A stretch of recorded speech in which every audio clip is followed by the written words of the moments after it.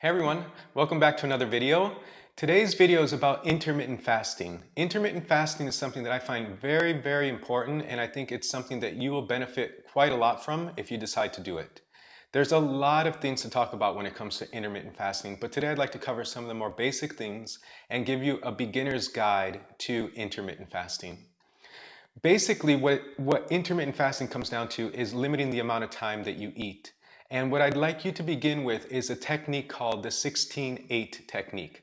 Now, there are multiple ways you can fast. There's people who do 5 days regular eating, 2-day fasting, or fast 5 days, regularly 2 days. There's a bunch of different protocols.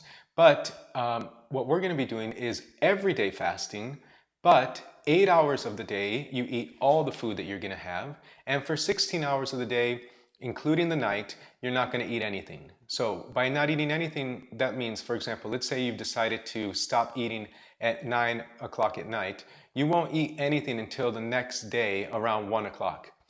But in that time, let's say it's morning, you can have coffee, you can have tea, you just can't put sugar in your coffee or milk in your tea. Water, of course, is always allowed. The point here is that every time that you eat food, your body has to produce insulin. And the more that your body is constantly producing insulin, the more you become resistant and your pancreas can't keep up with its production. So as that happens, this is when we start to see people who get into obesity problems and diabetes problems. These are the precursors to other more serious health issues. But the long and short of it is if you can control the amount of insulin spikes that you have in the day, you can control a lot of subsequent problems that arise from an overactive pancreas and then resistance as a cause of that. So this is what happens. Your body, when you eat food, produces glucose primarily from the carbohydrates that you ingest. Now, those glucose molecules go into the cells, and they are able to go into the cell because insulin is a transporter. It allows it in. So this is primarily how the cells can give you energy. And throughout the day, you store this energy in the form of glucose in your organs and in your muscles, but in the form of glycogen in your liver. And what happens is basically the liver is there as an extra source of energy after you've burned up all the glucose in your body. What happens is most people have about 10 hours worth of reserve, and past that time, your body starts going into its own extra backup tank, which is the liver. And once that empties out, you start to go into your own fat deposits. And that's really the benefit of intermittent fasting, is that having crossed over that 10-hour window, for those 6 extra hours, your body is using fats as its primary energy source. As a result, you tend not to have these big crashes because your body is getting a constant energy, and you have also quite a lot of mental clarity in that moment because you're not metabolizing, you're not going through some of the other processes that actually fatigue the body, as you might feel tired, for example, after you've eaten a meal. So these are just some of the things, but there are more parts of this whole thing. Obviously, people have fasted since the dawn of time, and many religions, I can think of at least 4, probably more, have fasting as a major part of their method in their spirituality. The Buddhists tend to fast from noon until sunrise the next day. We all know about Ramadan, a month of fasting. We have fasting in the Christian religion. If you look throughout the Bible, it talks about it nonstop. And in other religions as well, you're getting this thing where people have been guided towards fasting for millennia. And the reason why is it allows people to become healthy. It balances out times of plenty with times of scarcity, and it allows your body to kind of cleanse itself. So with that in mind, it's something that people are scared of because they think, oh wow, fasting is something so hard to do. But really, billions of people in the world have or are doing it at some point. And that means that you can probably do it too. It's not as hard as you would think.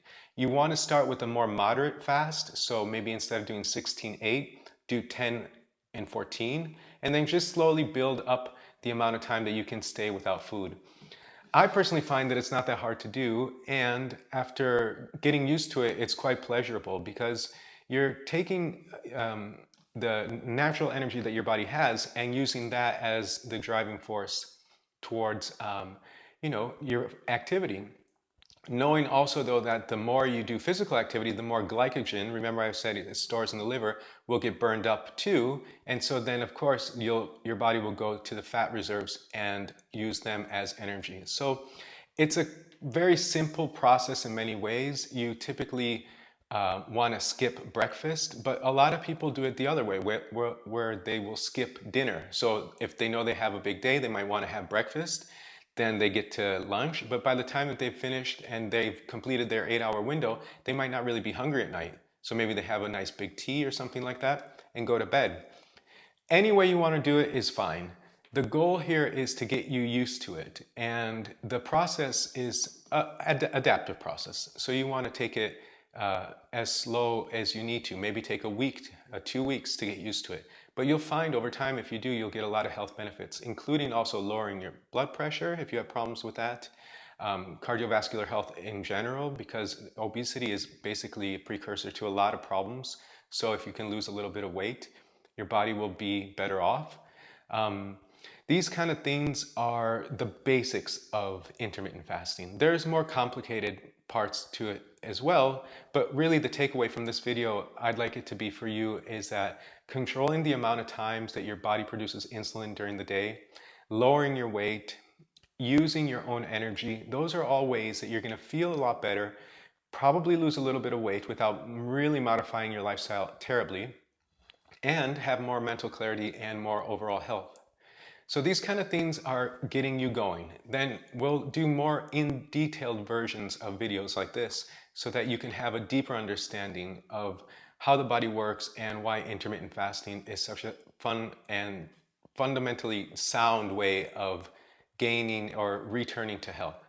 So if you like this kind of thing, please give us a like. If you want to subscribe, that would be wonderful for us. I look forward to seeing you again soon. Thank you and be well.